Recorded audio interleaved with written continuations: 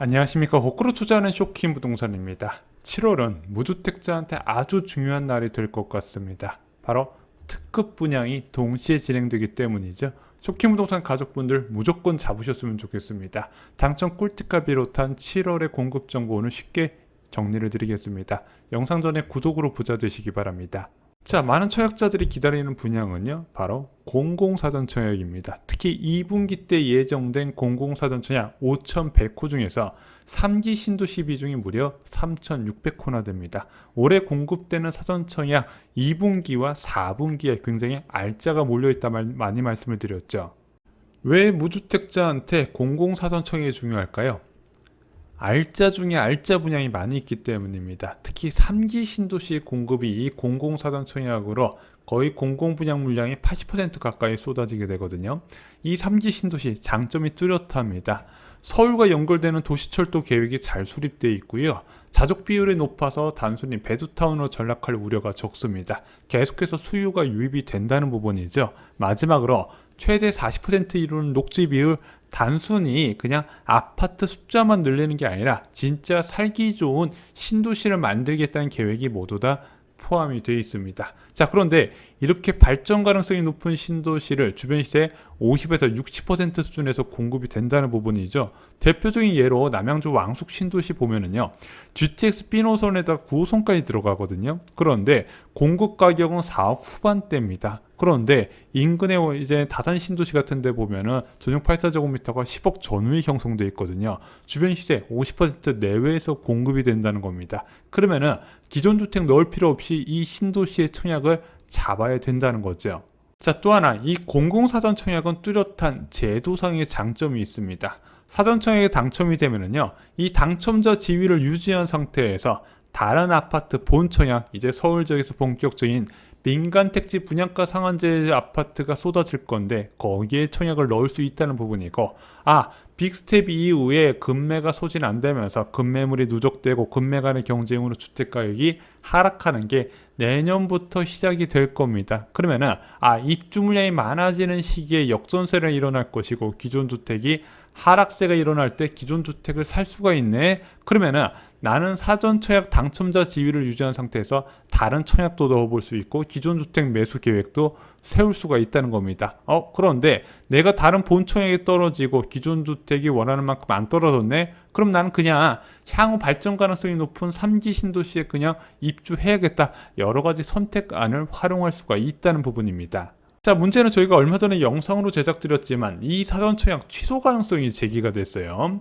자, 고양 창릉 기다렸는데 3기 신도시 사전 청약 연기 왜 해가지고 한 경제신문사에서 국토부 관계자의 이제 인터뷰란 내용을 포함을 시켰습니다. 여기서는 3기 신도시 사전 청약 계획된 것들이 미뤄질 가능성이 이야기가 된 거예요. 왜?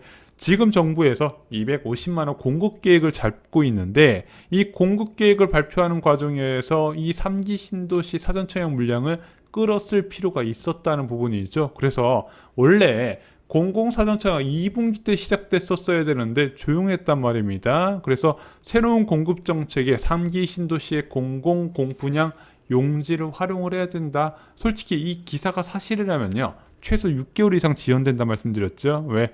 새롭게 도입되는 주택 공급 정책의 법률적인 기반이 마련돼야 되고 그 기반에 따라서 지구 계획을 수정해서 공급이 나서야 되는 건데, 그러면 올해 사전 청약은 물 건너간다는 얘기예요.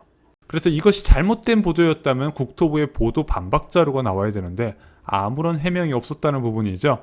진짜 국토부에서 올해 예정된 공공사전 청약 자기네들 공급계획으로 바꾸려나 보다 이렇게 생각을 하고 있었는데 2분기 사전 청약은요 예정대로 진행이 될 것 같습니다. 창릉, 왕숙 2지구, 평택 고덕지구, 화성 태안 3지구 모두 다 기관 추천 특별 공급 공고문이 모두 다 발표됐고요. 오늘 서울시에서는요 중복 신청 제한 안내까지 나왔어요. 그래서 7월 15일 날 분양 공고문이 발표가 될 겁니다. 그런데 과거에도 그렇지만 공공사전 청약은요 당첨자 발표일에 모두 다 같기 때문에 이 중에 하나의 단지만 신청을 하셔야 됩니다. 중복 신청이 안 돼요. 그러면 여러분들 장점이 뚜렷해요. 수요가 분산되겠죠. 수요가 분산되면서 커트라인이 낮아지게 됩니다. 예를 들어 500가구 모집에 3만 명이 몰리게 되면요.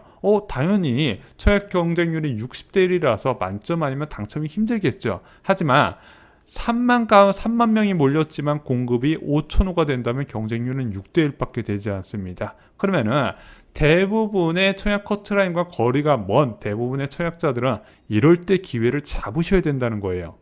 그리고 저희가 지난번 영상에서 3기 신도시 당첨 팁 말씀드렸죠. 무조건 소형입니다. 이번 2분기 사전 청약은요, 소형 면적이 대부분을 차지하게 됩니다.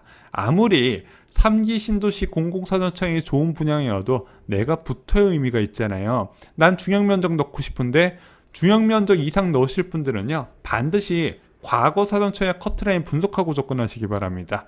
쇼킹 부동산 블로그 자료실에 있는 거 아시죠? 이 블로그 자료실 메뉴 보시면요, 경쟁률과 커트라인이 있습니다. 여기에 과거 사전 청약에 커트라인이 나와 있거든요. 나의 상황을 분석하시고 중형 면적 넣을지 말지 결정을 하시고 아마 대부분은 소형 면적에 넣으셔야 될 겁니다. 자, 많은 분들이 착각하는 게 있습니다. 야, 3기 신도시는 소형 면적만 많은갑다. 임대 아파트하고 소형 면적만 많은 거 아니냐? 왜? 사전 청약에서 소형 면적만 나오잖아. 그런데 이 3기 신도시의 지구 계획을 보잖아요. 전체적으로 중형 면적 중심으로 나와요.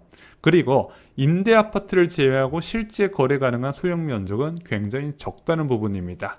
공공사전 청약이 그 소형을 한꺼번에 공급해서 많은 것처럼 착각하실 수가 있지만 실제 나중에 이 지구가 완공되고 나면은요, 희소성은 소형 면적이 더 부각될 가능성이 있다는 부분을 여러분들께 말씀드리고 싶었습니다. 또한 소형 면적의 평면이 굉장히 발달했습니다. 파도룸에 드레스룸까지 있고요. 현관에 팬트리까지 있어요. 수납 공간이 따로 발달되어 있다는 겁니다. 옛날 전용 59제곱미터와 차원이 달라요. 그러면은 여기에 침실 2하고 3에 여기다 붙박이장 넣고 침실 1에도 붙박이장 설치하면 그래도 어느 정도 수납은 충분할 수 있겠구나. 그러면은 전매 풀릴 때까지 4인 가족도 편안하진 않겠지만 충분히 만족하면서 거주할 수 있을 정도로 평면의 발달이 이루어졌다는 부분입니다. 이거 굉장히 중요한 청약 전략이 될 수 있습니다. 무조건 소형으로 잡으시기 바랍니다. 자, 추가로 7월 15일 날 발표되는 분양이 있거든요. 파주 운정 3지구 A 23블럭입니다. 여기가 어디냐면요, 파주 운정 3지구는 GTX 역세권 중심으로 봐야 된다 말씀드렸는데 초역세권 아파트 단지예요. 주택복합을 제외하고는 가장 가까운, 역과 가까운 단지 중 한 곳입니다.